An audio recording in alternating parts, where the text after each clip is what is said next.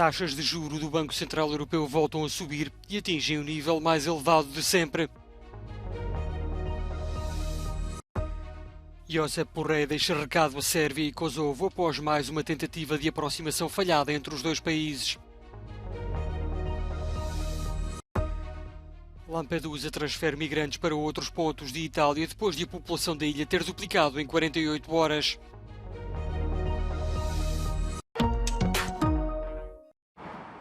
O Banco Central Europeu aumentou as taxas de juro para o valor mais elevado de sempre. O valor de referência subiu 25 pontos base, colocando a taxa de depósitos nos 4%. O objetivo passa uma vez mais por combater a inflação, revista em alta para 2023 e 2024, e estimular o crescimento económico, revisto em baixa até 2025. Inflation continues to decline, but is still expected to remain too high for too long. We are determined to ensure that inflation returns to our 2% medium-term target in a timely manner. In order to reinforce progress towards our target, the Governing Council today decided to raise the three key ECB interest rates by 25 basis points. Trata-se do 10º aumento consecutivo das taxas de juro, um ciclo de subidas que teve início em julho do ano passado e que pode ter chegado ao fim. De acordo com o Banco Central Europeu, as taxas de juro atingiram um nível que, mantido durante um período suficientemente longo, permitirão um regresso da inflação ao objetivo dos 2%. As previsões do BCE apontam para uma inflação média de 5,6% em 2023, 3,2% em 2024 e 2,1% em 2025. Preocupada e insatisfeita, assim está a China com a notícia de que a União Europeia vai lançar uma investigação sobre os subsídios concedidos aos fabricantes chineses de automóveis elétricos. A investigação foi anunciada pela Presidente da Comissão durante o discurso sobre o Estado da União no Parlamento Europeu esta quarta-feira. A Câmara de Comércio Sino-Europeia pede reflexão. Os representantes das empresas da Europa que operam na China pedem à Comissão para não recorrer a instrumentos comerciais unilaterais. Pequim acusa Bruxelas de protecionismo flagrante que vai distorcer e perturbar a cadeia global de fornecimento automóvel, mesmo dentro do bloco europeu. O investimento chinês na Europa foi uma das questões discutidas na reunião entre von der Leyen e o primeiro-ministro da China na recente cimeira do G20. Bruxelas tenta encontrar um equilíbrio entre a promoção do comércio com a China que não prejudique os produtores europeus.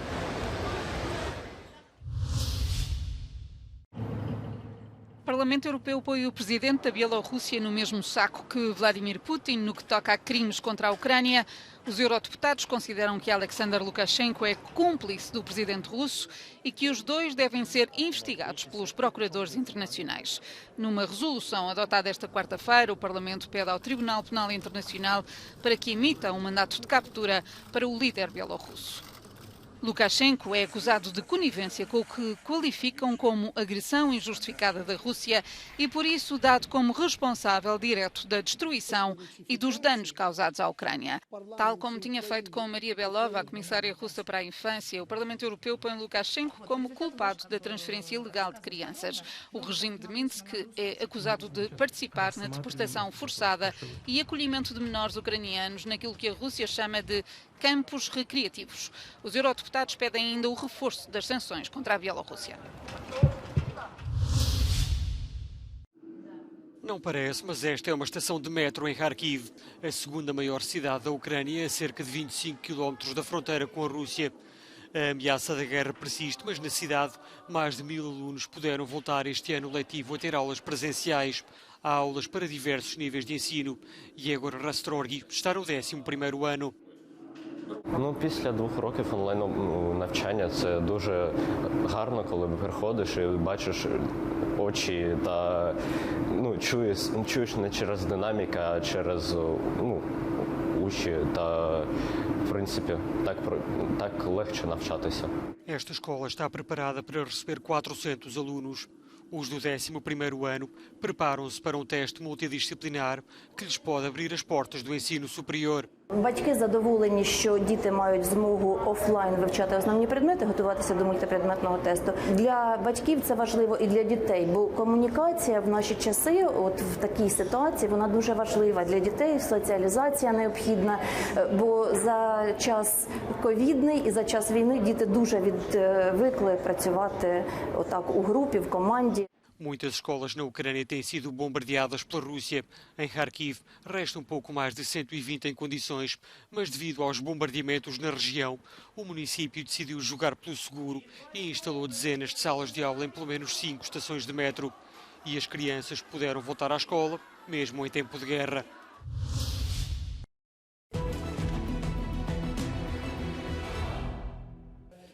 Ukraine claims to have destroyed a Russian air defense system near the town of Yevpatoria in annexed Crimea in an overnight drone and missile attack. A Ukrainian intelligence source told Reuters the attack destroyed a Triumph air defense system in a joint operation of the Security Service of Ukraine and Navy. Similar claim has been made by the Ukrainian media Ukrainska Pravda, citing a source at the Security Service of Ukraine. According to these reports, first, drones blinded the air defense system by attacking its radar and antenna, and then 2 Ukrainian-made Neptune cruise missiles were fired at the system launches. According to this 2018 map by the Atlantic Council, a Triumph air defense system was indeed near Yevpatoria. This is the second consecutive strike reported against occupied Crimea in 2 days. On Wednesday, an attack against a Sevastopol shipyard hit 2 Russian military vessels, a landing craft and a submarine, and damaged the port's infrastructure. The Institute for the Study of War says damage to one of the Russian Black Sea Fleet's main repair facilities in occupied Crimea will likely have reverberating impacts in the event of further Ukrainian strikes on Russian naval assets. Since mid-July, drones and missiles have regularly targeted Russian military depots and infrastructure in occupied Crimea. A Bulgária deu um exemplo de solidariedade no entender do presidente da Ucrânia. O executivo búlgaro decidiu levantar a proibição das importações de cereais ucranianos em vigor até 15 de setembro. A resolução foi aprovada pelo Parlamento por maioria, 124 votos a favor e 69 contra, por iniciativa do governo pró-europeu. Em abril, Bruxelas autorizou 5 Estados-membros, Bulgária, Hungria, Polónia, Roménia e Eslováquia, a proibir a comercialização de trigo, milho, colza e girassol ucranianos, desde que não impedissem o trânsito para outros países. O objetivo era proteger os agricultores que responsabilizavam as importações pela queda dos preços nos mercados locais. O governo polaco já disse que vai estender a interdição independentemente do parecer de Bruxelas. Eslováquia e Hungria estão em sintonia e só a Roménia diz que aceitará a decisão do Executivo Comunitário, que se deverá pronunciar sobre a possível extensão.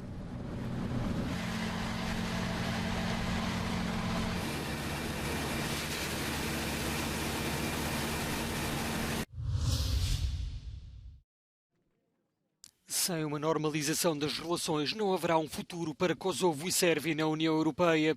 O aviso foi dado por Josep Borrell após mais uma ronda de negociações falhada com Albin Kurti e Aleksandar Vučić.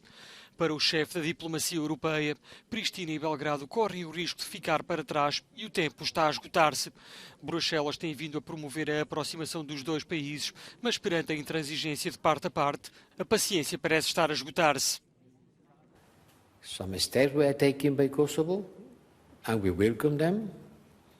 Some, but they failed. They fell very short of meeting the request made for a full escalation.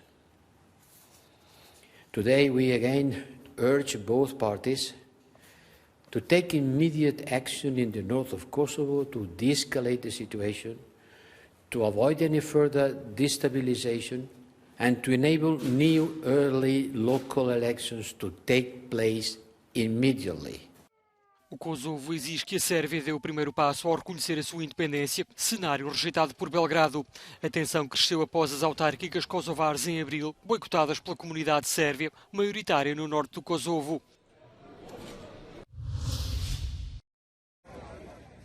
A mais recente vaga migratória deixou Lampedusa a arrebentar pelas costuras, obrigando as autoridades italianas e as associações humanitárias a esforços redobrados para gerir uma situação insustentável. O centro de acolhimento local tem capacidade para 400 pessoas e no espaço de 48 horas chegaram a Lampedusa perto de 7.000 pessoas, um número inclusivamente superior à população da ilha, que tem cerca de 6.000 habitantes. Mais de 2.000 pessoas foram já distribuídas para outros pontos do país. Os restantes aguardam a sua vez para navegar rumo a um porto seguro, desta vez em condições de segurança. O bom tempo provocou um aumento nas tentativas de travessia ilegal do Mediterrâneo e esta quarta-feira o naufrágio de uma embarcação proveniente da Tunísia resultou na morte de 4 pessoas. Desde o início do ano já desembarcaram ilegalmente em Itália mais de 115.000 pessoas.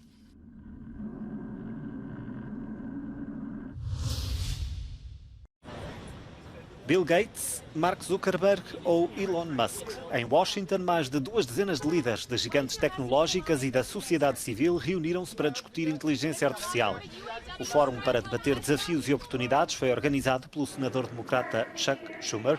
No encontro, Musk pediu uma estrutura regulatória para a inteligência artificial e alertou os senadores para os riscos à civilização representados pela tecnologia em desenvolvimento.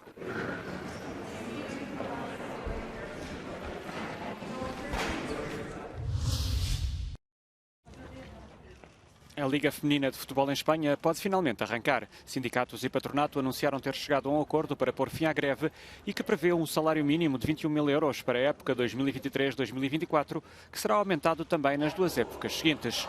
Os sindicatos advertem, no entanto, que continuarão a lutar por melhorias nas condições de trabalho, nomeadamente em termos dos protocolos de luta contra o assédio.